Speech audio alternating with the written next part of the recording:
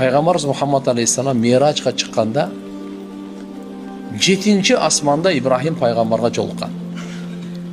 Кайтып келатканда Ибрахим пайгамбар Байтул Маамур деп коет, периштелердин немеси бар экен. 7-нчи асманда таваф кыла турган Каабасы бар экен. Ошого жөлөнүп турган экен, жөлөнүп. Хадисте ушундай келет. Ибрахим пайгамбарды көрүп, пайгамбарыбыз Ибрахим пайгамбардын урпагынан да. Ата бабаларына кирет да. Салам айтып, анан пайгамбарыбыз Мухаммад алейхиссалам Ибрахим пайгамбардын жолугуп сүйлөшкөндө Ибрахим пайгамбар үммөтүңө салам айт менен деген экен. Карачы бизге Ибрахим пайгамбар салам айтып атат. Пайгамбар саллаллаху алейхи вассалам айтты, Ибрахим пайгамбар атаңар мынакей силерге салам айтты дейт. Биз эмне дешибиз керек? Ва алейхиссалам. Ошо намазда Кудайга шүгүр, пайгамбарыбызга салават айтканда Ибрахим пайгамбарга да айтабыз да.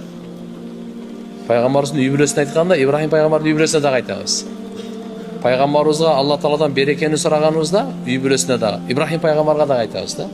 Аллахумма салли аля Мухаммад ва аля али Мухаммад кама саллайта аля Ибрахим ва аля али Ибрахим иннака хамидун маджид. Аллахумма барик аля Мухаммад ва аля али Мухаммад кама баракта аля Ибрахим ва аля али Ибрахим иннака хамидун маджид. Ибрахим пайгамбар ошондой айтып, анан мындай деген экен.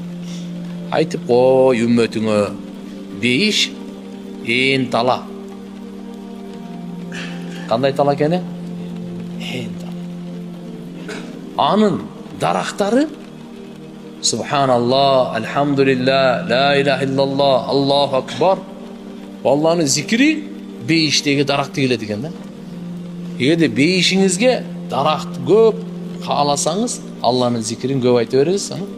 Bir günde 1000'de tikiniz, bu 5000'de tikti, 10.000'de, 20.000, kim kançаны tikse. Ушул баарыбызга берилген, бейишибизге дарак тиге турган, качан дебейсизби? Өлүмгө чейин. Андан кийин уже тилибиз болду. Токтойт ал. Жан чыккандан кийин все амал токтойт. Тилден зикир чыкпай калат. Кол менен садака бере албайсың, пут менен мечитке басып бара албайсың.